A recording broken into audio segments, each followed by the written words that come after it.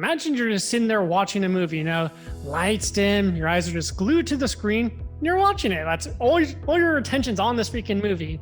But then all of a sudden, you feel a hard hit to your throat, because that's what happened to me.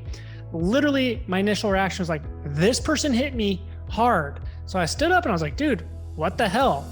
And then I felt another punch to my arm and chest. So then at this point, I'm like, all right, screw this guy. Turn around and I push him. And as I push him, I feel a cut on my wrist and ear. And then that's when it dawned on me, I got stabbed. Those weren't punches.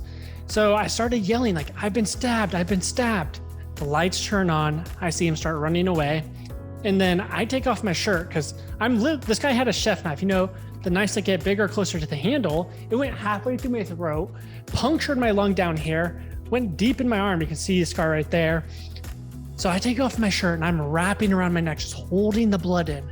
And then these two older women come running up. They're like, okay, like, what should we do? Tell them, just put pressure on my neck, like hold the blood in. So they start doing that. Then I hear someone say, should we call 911? And I was in there bleeding out. I lose it. Like I yell back to them as I'm bleeding out on the floor. Yeah, you should call 911. If you don't call them in this situation, when would you? Like, This is what it is designed for, I'm just so, in this moment, I'm so enraged. I was like, are you kidding me right now? I was like, can someone just help me? Mm-hmm. And then so paramedics come 5-10 minutes later. They start asking me all these questions. What's your name? What's your mom's name? What year is it? Who's present? I get it. They're making sure I'm conscious, aware, sticking with them. But again, I'm like, can you guys just stop? You can get to know me after. How about we just save my life first? Can we make that a priority, please? And then so they're like, all right, let's get him up on the stretcher. They put me up on the stretcher and I feel all my wounds worse than the initial stabbing because now I don't have the adrenaline in me. And so they have one person on the front right of the stretcher, one on the front left, one back right, one back left. Now they step over a row of chairs or start going down the stairs. And I feel all my wounds worse than initial stabbing. Then the front left, back right, back left. So for every row of chairs there were, or how many steps there were, I felt like I got stabbed in all those places 4 times. And I remember just looking at the ceiling, just trying not to scream my guts out. Like it was the most excruciating pain ever. But eventually we get down to the ambulance and I remember thinking like, you know what, the paramedics got me. I don't need to stress or worry. I can start to relax. And as soon as I get that thought, I feel a cold rush through my entire body. And then it dawned on me, I was like, I lost a lot of blood. I could die here. I see the paramedic come over with an oxygen mask. I remember thinking, okay, don't fall asleep. You're not supposed to fall asleep in this situation. I knock out within 5 seconds of them putting it on. Wow. I wake up 7 days later from an induced coma. I'm living off tubes. You unplug them, you unplugged my life. And it was at this point, I was just completely weak, broken, and pathetic. Like, I used to be 170 pounds, 6 foot, like 7% body fat. Now I'm 130 pounds, like sticks and bones. My legs forgot how to work. I was always so exhausted. Like, even when I got to the point where I was able to eat normal food, I literally would have to nap halfway through my meal because eating exerted all my energy. Like, I remember thinking, like, I have to get up to use the bathroom. That was like a feat. Like, that was like almost like I was going to run. I'm like, I have to run a marathon in my eyes to get to go to the bathroom, Yeah. And so I was just really in this state where I was weak, broken, pathetic. I lost all my confidence. I started questioning, like, do I really have what it takes to live this life that I always wanted to live? Like, I always wanted to run a business, but now I'm like, how can I do that if I don't have the energy to even eat food, if I can't think clearly? Like, I literally can't even solve 11 times 11 right now. And so it was at this point, I was like, all right, well, I can quit and give up on my potential. I can be a victim and I have every right to do so. But the thing was, that wasn't serving me. That train of thought wasn't serving me. So I chose the second path and I started to study evolution, biology, psychology, learned how to optimize human performance, how to have more energy levels, mental alertness, how to become stronger, happier. And I told myself in 1 year, I'm going to be faster. I'm going to be stronger and I'm going to be happier than I was before, because before this happened, I was in a great place. Now, within 1 year, I ran a 4:59 mile. I was putting up close to as much weight in the gym as I was before. And I was just in a great place mentally. And so fast forward a few more years, I'm now running a business to help entrepreneurs and driven people optimize their performance and their productivity so they accomplish more in life. Damn, that is It's a hell of a journey over that time. Did you know this person who stabbed you? Welcome to the Strength Connection podcast, a show to share stories, insights, and experiences in strength, physically, mentally, and spiritually. I'm Michael Krukowski, host of the Strength Connection, and I'm so grateful that you can join me today. So in these episodes, I connect with some of the most inspiring and successful individuals to chop it up and learn from true life experiences that have helped them become who they are, the strongest versions of themselves. One of the greatest ways I've always learned the most important lessons is through stories. We all have them, and they make us who we are. So let's dive in. Here we go. Adam Lucero is the founder of Superhuman CEO, and he's the owner of one of the craziest stories I've ever heard on the podcast. So everything changed for Adam one night in 2016 at the movie theater when he thought someone punched him hard in the shoulder, but turned out to be a chef's knife that went 7 inches deep into his body, leading him to fall into a coma, waking up 7 days later, and a hell of a recovery journey to follow. So Adam tells me about this crazy night and the impact this had on his life, specifically his mindset. In all odds, a millimeter in each direction, and Adam would have died. That's what the doctor said. And I asked him to come on and share his story and the lessons he learned on mindset and strength. So with that, we're going to get right to it, guys. If you like this episode, you want to show the podcast some love, then please rate and review it wherever you're listening to it. And don't forget to subscribe. Make sure you catch all new episodes that are dropped every single week. All right, thanks so much, guys. Let's get on with the show. All right, let's make a little magic. Adam Lucero, what's up, man? How are you?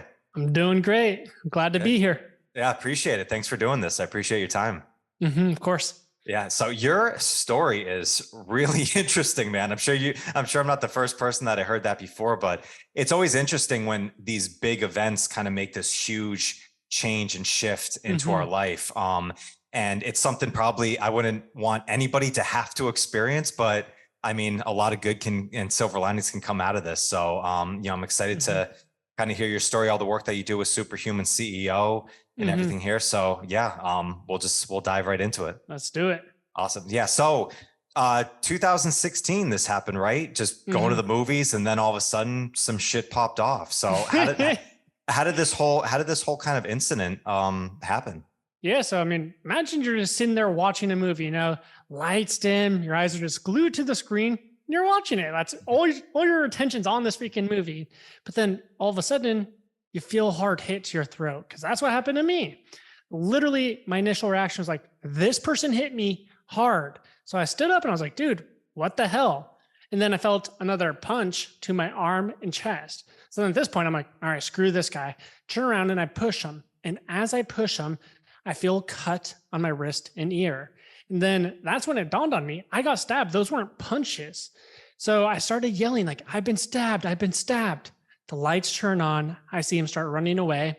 And then I take off my shirt because this guy had a chef knife. The knives that get bigger, closer to the handle. It went halfway through my throat, punctured my lung down here, went deep in my arm. You can see the scar right there. So I take off my shirt and I'm wrapping around my neck, just holding the blood in. And then these two older women come running up. They're like, okay, like, what should we do? Tell them, just put pressure on my neck, like hold the blood in. So they start doing that. Then I hear someone say, should we call 911? And I was in there bleeding out. I lose it. Like I yell back to them as I'm bleeding out on the floor. Yeah, you should call 911. If you don't call them in this situation, when would you? Like, this is what it is designed for, I'm just so in this moment, I'm so enraged. I was like, are you kidding me right now? I was like, can someone just help me? And then so paramedics come 5-10 minutes later. They start asking me all these questions. What's your name? What's your mom's name? What year is it? Who's present? I get it. They're making sure I'm conscious, aware, sticking with them. But again, I'm like, can you guys just stop? You can get to know me after. How about we just save my life first? Can we make that a priority, please? And then so they're like, all right, let's get him up on the stretcher. They put me up on the stretcher and I feel all my wounds worse than the initial stabbing because now I don't have the adrenaline in me. And so they have one person on the front right of the stretcher, one on the front left, one back right, one back left. Now they step over a row of chairs or start going down the stairs. And I feel all my wounds worse than initial stabbing. Then the front left, back right, back left. So for every row of chairs there were, or how many steps there were, I felt like I got stabbed in all those places 4 times. And I remember just looking at the ceiling, just trying not to scream my guts out. Like it was the most excruciating pain ever. But eventually we get down to the ambulance and I remember thinking like, you know what? The paramedics got me. I don't need to stress or worry. I can start to relax. And as soon as I get that thought, I feel cold rush through my entire body. And then it dawned on me, I was like, I lost a lot of blood. I could die here. I see the paramedic come over with an oxygen mask. I remember thinking, okay, don't fall asleep. You're not supposed to fall asleep in this situation. I knocked out within 5 seconds of them putting it on. Wow. I wake up 7 days later from an induced coma. I'm living off tubes. You unplug them, you unplugged my life. And it was at this point, I was just completely weak, broken, and pathetic. Like, I used to be 170 pounds, 6 foot, like 7% body fat. Now I'm 130 pounds, like sticks and bones. My legs forgot how to work. I was always so exhausted. Like, even when I got to the point where I was able to eat normal food, I literally would have to nap halfway through my meal because eating exerted all my energy.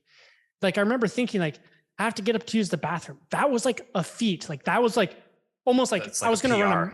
I'm like, I have to run a marathon in my eyes to get to go to the bathroom, you know? Yeah. And so I was just really in this state where I was weak, broken, pathetic. I lost all my confidence. I started questioning, like, do I really have what it takes to live this life that I always wanted to live? Like, I always wanted to run a business, but now I'm like, how can I do that if I don't have the energy to even eat food, if I can't think clearly? Like, I literally can't even solve 11 times 11 right now. And so it was at this point, I was like, all right, well, I can quit and give up on my potential. You know, I can be a victim and I have every right to do so. But the thing was, that wasn't serving me. That train of thought wasn't serving me. So I chose the second path and I started to study evolution, biology, psychology, learned how to optimize human performance, how to have more energy levels, mental alertness, how to become stronger, happier. And I told myself in 1 year, I'm going to be faster. I'm going to be stronger and I'm going to be happier than I was before, because before this happened, I was in a great place. Now, within 1 year, I ran a 4:59 mile. I was putting up close to as much weight in the gym as I was before. And I was just in a great place mentally. And so fast forward a few more years, I'm now running a business to help entrepreneurs and driven people optimize their performance and their productivity so they accomplish more in life. Damn. It's a hell of a journey over that time. Did you know this person who stabbed you? So he was schizophrenic in his own world, and the cops were actually looking for him when he attacked me because 2 days prior, he stabbed another man 50 times, 50 times. And obviously that person's dead. But yeah, no, schizophrenic, just, and the thing was, before the movie started, the two older women that came to help me, they said that they were in the back row. And they said before the movie started, this guy just turned around and just stared at them, like dogged them out for like literally a minute or two straight until they moved. So I think, I mean, who knows, but I think he was checking out, like potentially thinking of going after them. Then they moved and he just saw me in front of him. He's like, well, that guy's done. That's so, oh my gosh. So there's no motive behind this at all. You were just a random person to this just mentally crazed guy, and that's kind of wrong place, wrong time. That's how it would appear. Yeah. Did that kind of like thinking of this, like, did that like mess with you at all? Like mentally as part of it as well, of just like, how is this, like, what the heck is this? Like, I'm sure it's kind of almost every different thought mentally, spiritually and stuff like that goes into your head as you're kind of recovering from this. Yeah. So I'd say, like, obviously in the beginning, there's definitely some thoughts like that. Of course that happened to me, you know, all that kind of thoughts. But again, I started to realize, it's like, these thoughts aren't serving me. Again, it's more of that victim mindset where it's like, yeah, I can sit there and blame the world. Of course this happened to me. This sucks, but how is that serving me? And eventually I realized it wasn't. And so at that point, that's when I was like, I fully accepted what happened. I was like, I can't change what happened to me. This did happen. All I can do is choose how I want to respond moving forward. And so by fully accepting what happened, it allowed me to go from victim mindset to solution mindset. And it was just no more negative thoughts, no more self-pity, no more whatever. It was just, I'm going to do whatever it takes to get back on track. And so I'd say really accepting it's what shifted everything for me. That acceptance of that, it's a hell of a shift that's going on there. And like everything goes back and forth. What were those kind of conversations with yourself like in that? Was it more of like an epiphany type moment where it was like, all of a sudden it was like, I'm not letting this defeat me? Or was it more of a very gradual kind of mindset shift over time of recovering? So it was weird because when I first woke up from the coma, like, I had good humor in the sense, like the first thing I even wrote down, because I couldn't speak, the first thing I wrote down was, do I at least get a refund on my movie ticket? And so like what movie was it? I always joke and say I deserve to get stabbed for watching this movie. It's terrible. The Shallows. It was Blake Lively. So I was essentially watching Blake Lively, not The Shallows. Okay. Yeah. Yeah. But right. yeah, so it's like, it had a combination of like those moments where I can joke and be in a good attitude. And then moments where it's like really shitty. And I had a lot of self-doubt, a lot of negative thoughts and all of that. Mm-hmm. And what really drove me to the point where I fully accepted it and started being able to change was when my legs didn't work. So, because what happened was, I remember them saying like, Adam, do you want to get up and try using the bathroom? And I was like, let's do it. Like, I'm ready to get my life back on track. And so I was laying in a bed, this position for like 7 days. And literally I just tried getting up, shifted to that position, just trying to get up. And I had the worst case of spins I've ever had in my entire life. Like, when you're drunk and you can't close your eyes, otherwise you're going to throw up. I kid you not, I had to look at the same spot in the ceiling for probably 3 to 5 hours. Mm-hmm. And the whole time I felt like I was going to throw up. And I was like, if I throw up, I'm going to throw up into tubes. Like, how is this even going to work? Yeah. And so the next day they're like, all right, Adam, do you want to try getting up and use the bathroom again? I was like, all right, let's do it. And so this time I actually get up, and then I get to the edge of my bed and my legs don't work. And this is when like, I just had so much anger in me during this moment. Like, I used to be a Division I track and cross country athlete, and now my legs don't work. And it was really in this moment that I told myself, I was like, in 1 year, I'm going to be faster. I'm going to be stronger I'm going to be happier than I was before. And it was at this point is when I had that mindset shift. Mm-hmm. So it was like, for the first like week or so, it was like a lot of back and forth between joking, being okay, and then doubt, anger, all that. And so, yeah.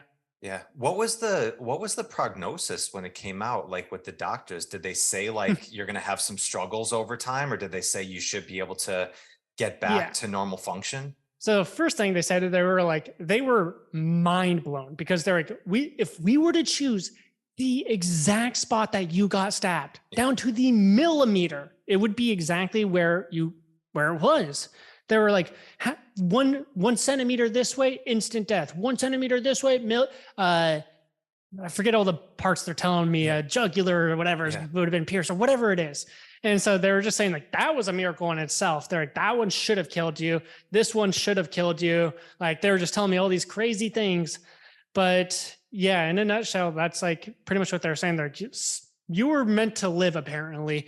But yeah, they did tell me they're like, I had nerve damage in my tongue that prevented me from being able to speak. Like, my tongue couldn't go to the right side. Mm-hmm. And because of that, like, I remember even when I got released from the hospital, I'd order up food, and when I'd go to pick up the food, or my mom would, it wouldn't be under Adam. It'd be under Alan, because I couldn't even pronounce my own name. Like, I'd be trying to say my name, but I couldn't. And then besides that, I had more nerve damage, where it's like, if I touched something like this, I would feel like an entire sharp pain jolt through my entire left side of my body.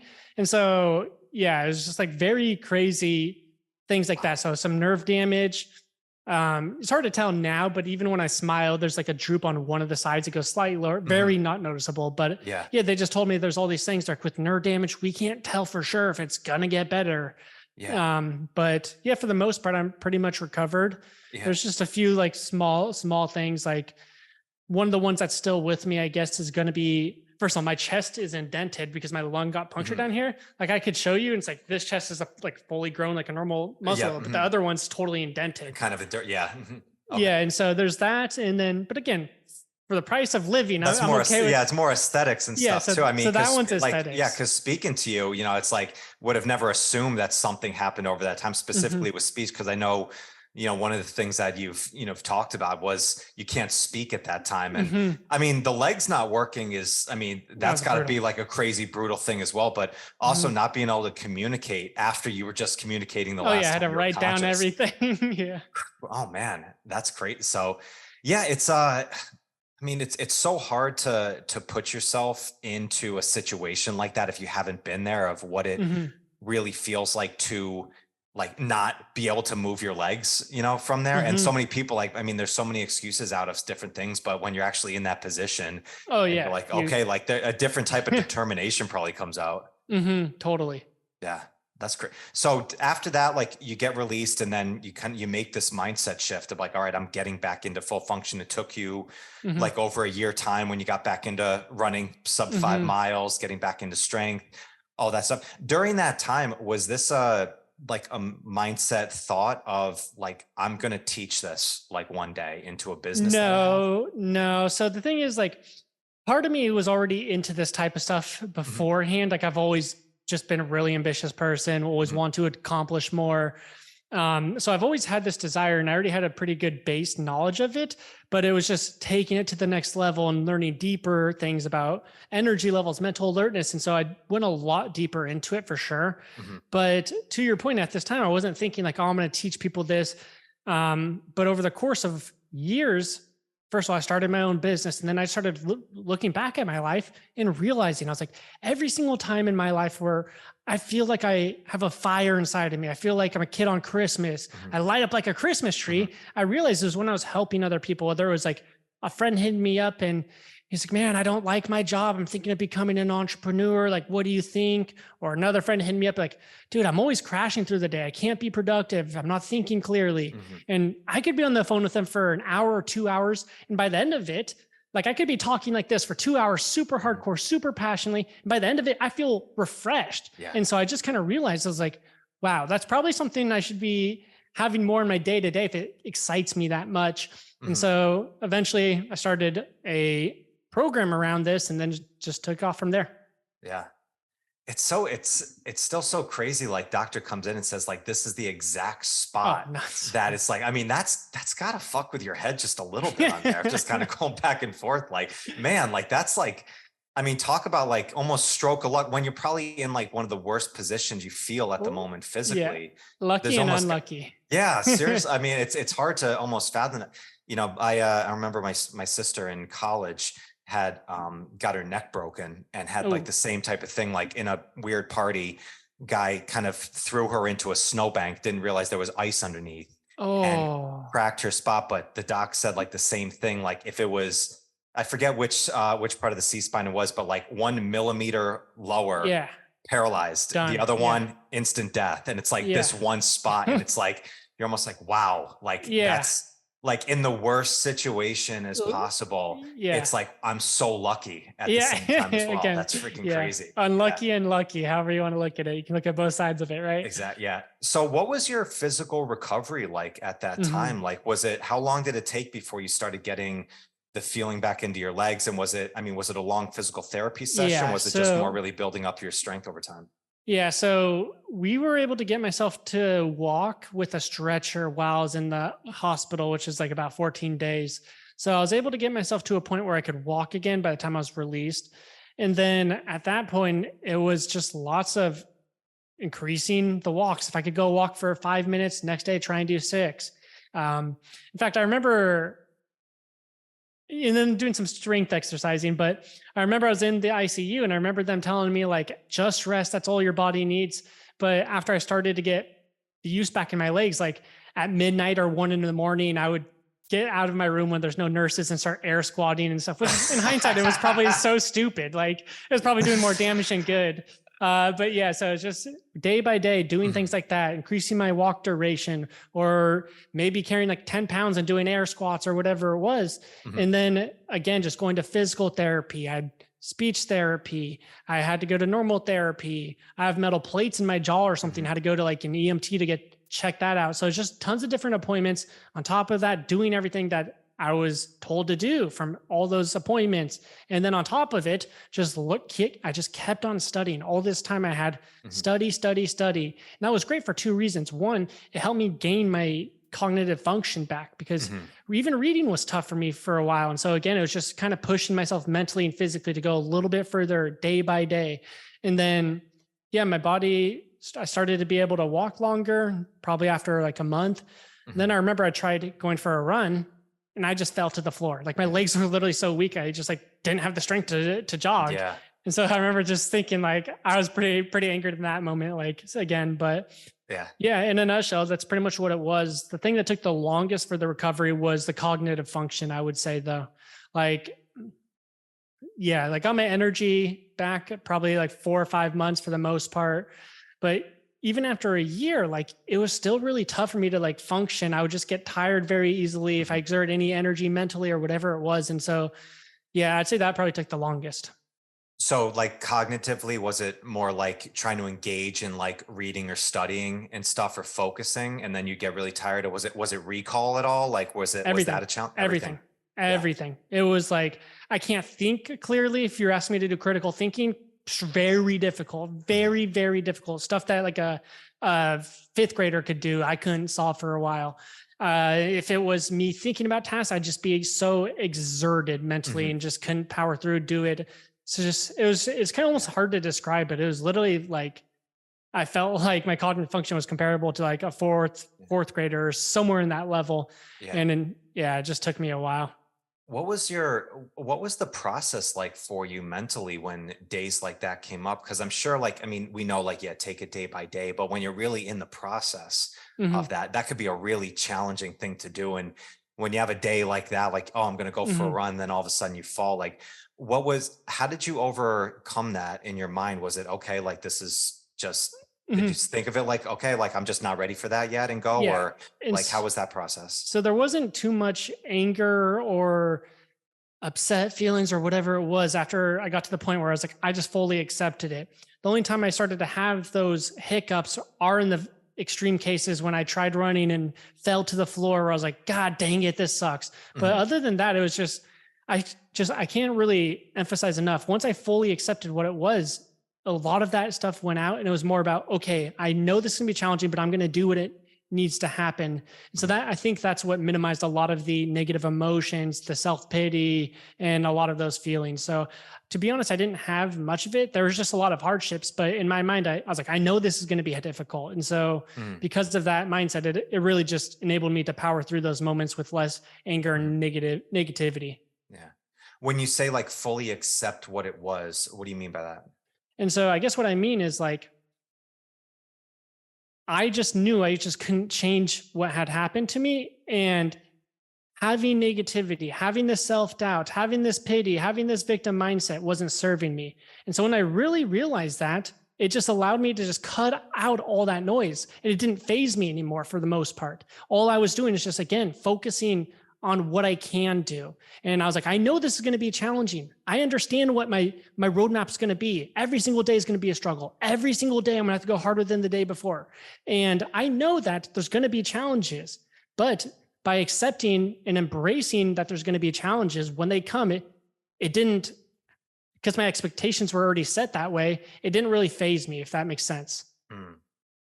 Yeah, it's I was asking because I think that's a lesson that so many people can learn, right? Of Mm-hmm. actually of looking at your circumstances objectively. You know, it's I mean, Mm-hmm. people go through shit, and like you went through some of the worst. I mean, in most circumstances there, you Mm-hmm. probably shouldn't be here, at Yeah. that time. And I'm sure those thoughts really still come in and how easily it can be just to hold on that and be like, well, this happened to me and that's why it happened. Mm-hmm. And, Yeah, that's why exactly. I can sit back and because I went through this terrible Mm-hmm. thing. But when you can actually look at it objectively, like I mean, that's a powerful realization Oh, to have. 100%. And it's like most people, they have that kind of victim mindset, whether or not they even realize it Mhm. in different areas of their life. And again, it's just getting to the point where you have to like realize like, how is that benefiting you? How is having this train of thought and saying, oh, I can't achieve X, Y, and Z because this happened to me? Even if you believe it to be true, that mental state is not serving you towards a better life. When you Mhm. go from full acceptance and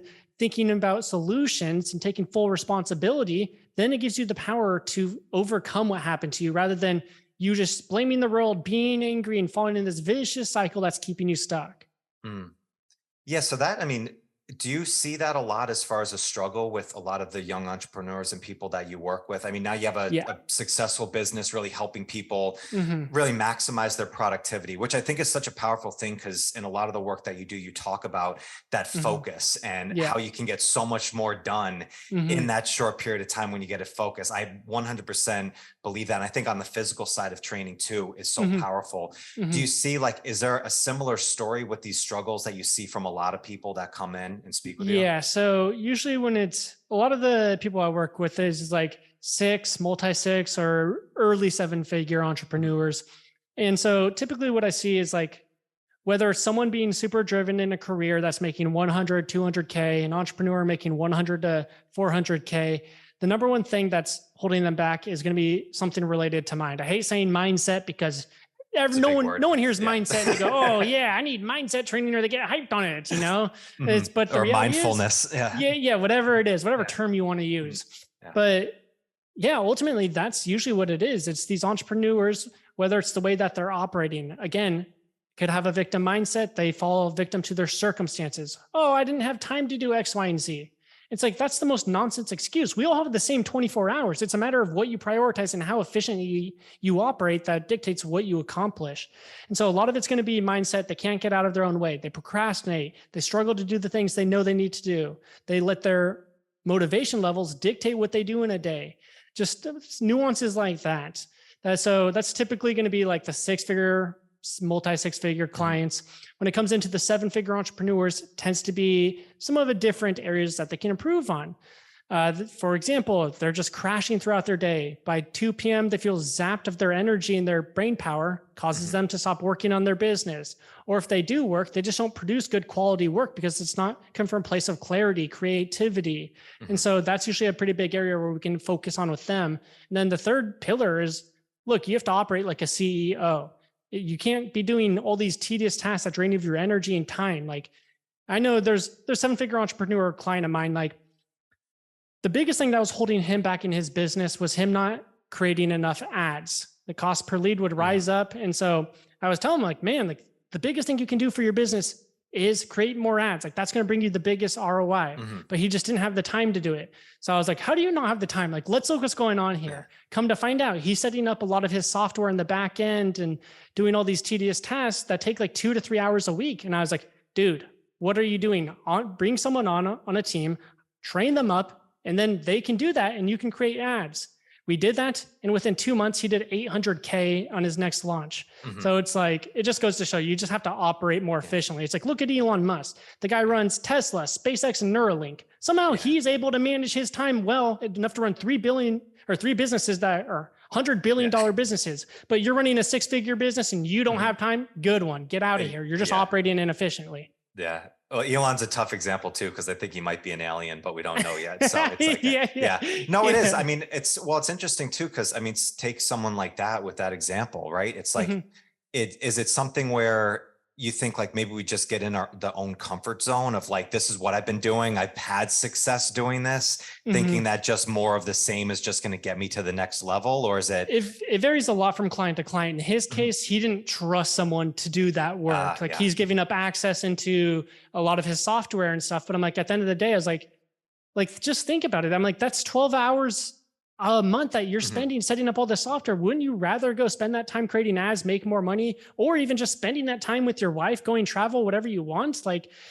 it's just a very limiting place. And so you often have to give them that perspective change. Like, would you rather be making hundreds of thousands more, or would you rather be spending your time and energy doing tasks that you hate and keeps your business stuck? That's really what it comes down to. And so it's really different from client to client. Yeah. It is though. But it still does kind of come down to what's in the mind, right? Oh, it's 100. like when you shift, because when you go to a different level, I've talked about that on really the physical training point with clients, is like the things that you do at the beginning if you've never gone to the gym before, and then all of a sudden you go, but you're going to feel those newbie gains right away, right? Because you're going from zero to something. When you go from zero to something, you always see a return on investment right away. But once you get some discipline and you build it up and then you want to go to the next level, well, now we need to look at different things. Might need to look at recovery more. You might need to look at your nutrition more, like the things that you just did. Now you need to look at it a little bit different. And I think it's really the same on business development. In many ways, it's like, it could be a challenging thing for people to say, okay, I've gone as far as my ceiling is at this level. If I want to stay here, if I want to break through that next one, okay, going to need to look at time management and audit my time probably a little bit differently. Yeah. And again, that's if you're wise, you realize that most entrepreneurs, they're not at a point where they can accept that they're the biggest bottleneck, or they'll make other excuses. And then, but so I guess it just depends, but. Yeah. So would you talk about like procrastination and stuff? Because I think some people, I would say, especially who have seen some success in business and stuff would push back on you and be like, I don't procrastinate, I work all day and stuff like that. Like, how do you view like procrastination? Is it just avoiding the things that you need to do? Is it just being like lazy? Like, what do you think about that? I would say procrastination to me is, one of the factors is not being able to do the things you tell yourself you're going to do. So consistently breaking your promises to yourself, failing to do the things you know you need to do, doing tasks that are less important and aren't going to move your business as much because you dread the boring work. Like I had another client, Ben, who for probably 5 or 6 months, he kept telling himself like, I need to get these SOPs created. I need to work more on product research because he owns an Amazon business, but he wasn't doing any of that. And on top of it, he wanted to start another business for coaching people on their Amazon business. All these things he wasn't doing. And he just felt like he just was his own worst enemy. He can't get out of his own way. And so that's where I consider procrastination is really more of those areas. But there's different forms of procrastination for sure. Some people have it in greater quantity as well, but that's ultimately what I would say it is. It's like just pitting off things you really should be doing for whatever reason. Yeah. Well, it's tough because a lot of those things that you need to do, it's the simple and boring work. And opening you don't up feel motivated to do it and stuff. Well, and it's chasing that kind of dopamine rush of something new, right? It's like, I mean, it's the version of program hopping. It's like, oh, I'm going to go do this. I'm going to write this. And it's, that's a challenging thing to stick to your guns and hold it. And then all of a sudden you get to the end of the day and you're like, oh my God, I'm exhausted. Like, cause I feel like I did so much when if you actually look at everything.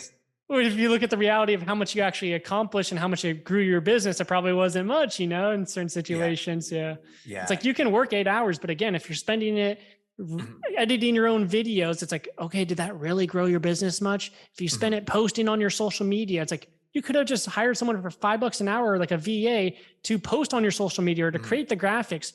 Cool. You can please your ego and just work for 8 hours a day, but did that work actually progress your business? Yeah. Yeah. So you mentioned like energy from there too. Like when you say like finding more energy on that and working with people, how do you do that? How do you work with people on that specific front? Yeah. So we call it attaining superhuman performance is ultimately what it is. Get yourself to a point where you have boundless energy, elevated mental alertness, like the guy in Limitless, not to that extent, but to be more sharp is what I'm trying to say. And then also the focus. And then you want to be in a state where you're having the creativity, right?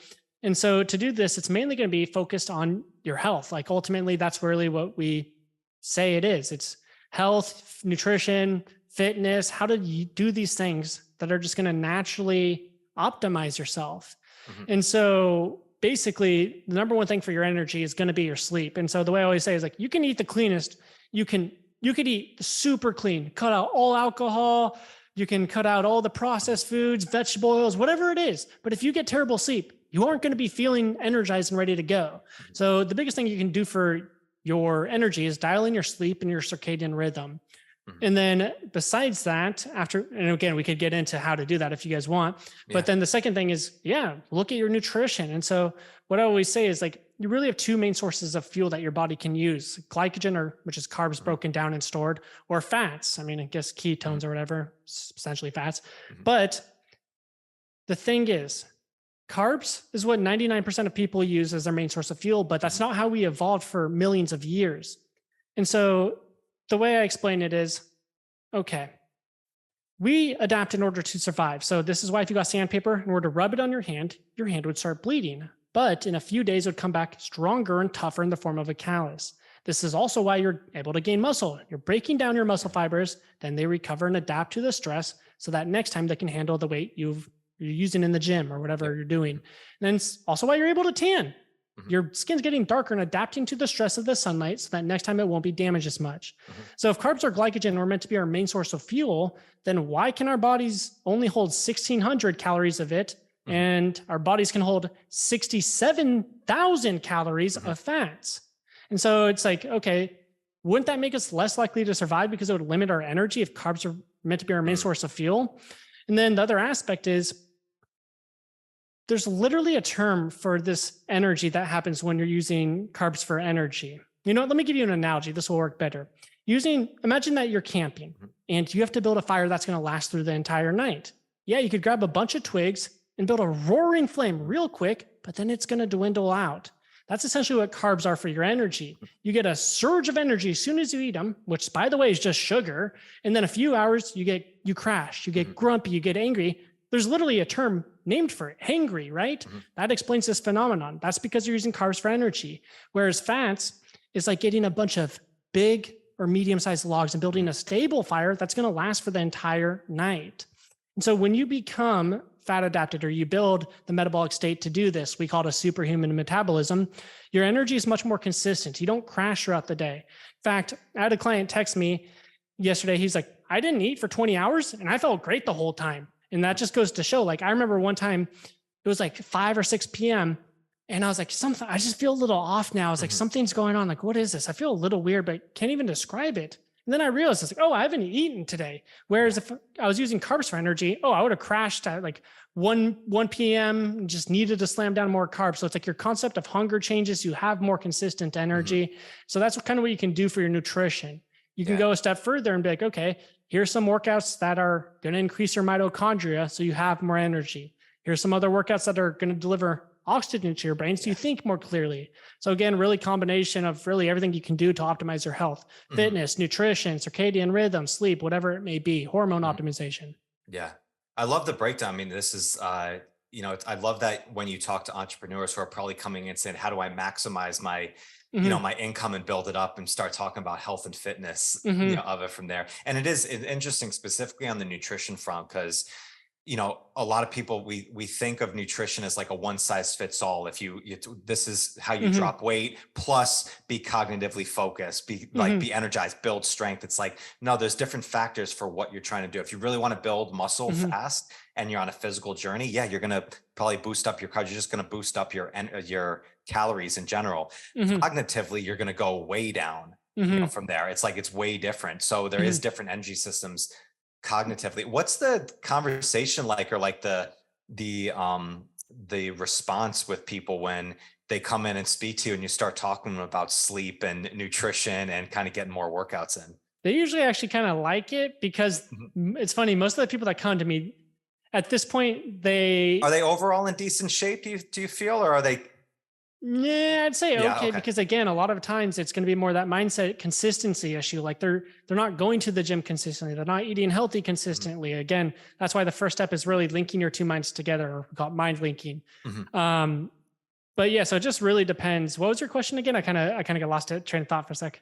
Well, it's like, it's funny, entrepreneurships, the ones that I know who have continuously succeeded and are playing the infinite game, they're all in amazing shape. Like they all work it because they know how well you treat the body. Yeah. But it's still, I don't know if it's a stigma, or it's still, we have this hustle culture mentality of sleep till you're dead, of like, go, go, go. It's like, I hate that. Focus. I can penetrate I can work on 5 hours sleep. And I know it because I lived that for 10 years, like where I thought I was doing well because I was still making sales. I would still have a smile on my face because I was getting 5 hours, realizing I didn't actually notice that I was off until I started getting 7-8 hours of quality sleep. Because how you feel is all relative. You might think you feel good, but if you've never actually felt good, how would you know?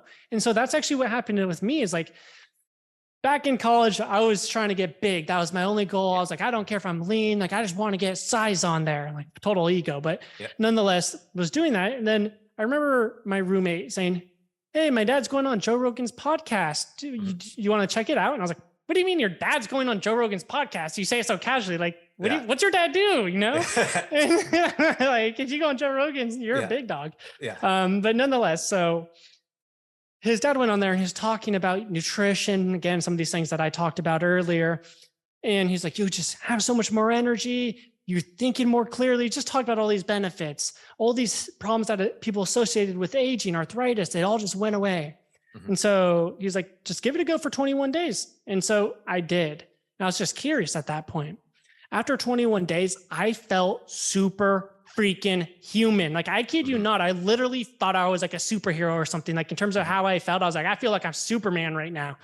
And so that's what was the plan. What was the protocol? Again, it's going to be one of the big steps is going to be, again, building the metabolic state to use fat for energy, cutting out a lot of these vegetable oils, doing specific type of sprints, whatever it may be. So just a whole thing. But nonetheless, it dawned on me at that moment, because before I thought I was operating well. I thought I had energy. I thought I was thinking clearly. But then after I had that transition, I realized how low I was operating at before. And so it was just kind of crazy, because before, like a good example was, I remember I used to hit the gym for 40, 45 minutes. And anyways, I became fat adapted, had more energy, felt superhuman. I'm sitting there at the gym and I'm at a point where I'm like curling like 25s for dumbbells, which is like small for me. Mm-hmm. And I was like barely getting any reps in. I was like, what the heck is this? Like, what's going on? And then I looked at my phone and I realized I had been in the gym for an hour, 15 minutes. Like I literally had so much more energy that I was able to push my workouts to the point where my muscles were fatigued rather than me and my energy. And then after that, I still felt so good that I ran 2 miles after. Like I had so much energy. It just snowballed every area of my life. My fitness, I started getting fitness results better. I started being more productive in my day to day, having more motivation, whatever it was. Yeah. It's powerful. I mean, when you see that difference of energy, it's the same with, it's kind of like the same with pain. People live in chronic pain all the time and you don't realize it until that pain goes away. It's like it's like, I think, I forget who first coined this term or popularized it, but it's like the best thing and the worst thing about our body is our ability to adapt. Like that is what we are good at. It's like, so if something's shitty, we can figure out how to rationalize it. We can live with that shittiness. Yeah. Yeah. Because we're built for survival, right? It's like, okay, if you have pain, it's like, all right, well, you got to live, you got to, the olden days, you have to walk that way. Well, you're going to compensate it. You're going to figure out how to get down that ridge because, your tribe depends on you to be around and be safe. And then all of a sudden you open it up. I found the same thing with functional movement training because I was compensating when I was young from a surgery. And I didn't even realize how I was so asymmetrical in my movements until I actually corrected it. Then you're like, whoa, this is how you're supposed to feel. Yeah. And it is. And I think I think it's a great lesson for everybody, specifically with, people who are starting their own businesses. Cause I've been in my own business now for a couple of years, and it's days when it's like, it's a lot of mental energy. And it's like, if you don't take care of your body at the same time, it can so instantly drain you over this time. So I love that you start with that approach with people of just getting their energies up. Yeah, totally. It's night and day. Just not only being able to work more if you need to work more, but also it's like, say if you only have 5 hours, the quality of work you produce in that 5 hours is going to be so much better when you're thinking clearly. It's like, look back to the last day you woke up exhausted. You were less motivated. You probably didn't accomplish as much. You felt terrible about yourself at the end of the day. It was like an uphill battle. You're like, I just need to get through this day, rather than those days you wake up, you're energized, you're mentally refreshed, and you conquer every day. You crush your to-do list. The quality of work's unparalleled. And you just think at the end of the day, like, if I had every day like this, I would just be unstoppable. So that's really, it's like the difference in just quality of work is just night and day from when you optimize your health and you don't. Yeah. So it's awesome. Adam, dude, you're awesome, man. This is an amazing, I can't believe this story that you had and that you got to this point. I think it's so great. And you're just an inspiration with everything you're doing. I always love to close out podcasts with a specific question, just like your personal definition. So how would you personally define being the strongest version of yourself? Having personal power, control of your actions, your emotions, and your thought process. Beautiful. Literally that simple. Awesome, man. So, dude, this is great. If people want to follow you, check out the work that you're doing, maybe the young entrepreneurs out there, they want to check out your stuff. What's the best place that we can direct them? Yeah. So 2 different ways. If you're interested in working with me and my team, you can go to superhumanceo.com. Or if you just want to follow me or message me or whatever it may be, you can go to my Instagram. It's Adam Lucero, Lucero, then the number 1. So Adam Lucero 1. Awesome. Adam, thanks so much, man. Appreciate your time today. I'm glad to be here. Like I said. Awesome. Thanks so much, guys. I'll talk to you on the next one. Peace. Thank you so much for joining me today. I hope you found some great value here. And if you like this episode, please drop a comment and leave us a 5-star rating and review. It does more to build the show than you can imagine. And do not forget to check out and join the Strength Connection Facebook group. In this group, I share the biggest takeaways and lessons from these amazing conversations, as well as training and strength tips for pursuing mastery and fulfillment in life. This group is filled with individuals looking to take full control over their strength, and it's the perfect space to explore new ideas and to share your journey. And you'll also get exclusive access to the Strength Connection Mastery Seminars. It's a deep dive into the physical, mental, and spiritual training that you can begin using immediately. So do not wait, go now. Seriously, go. All right, much love to you. Thank you so much, and I'll catch you on the next one.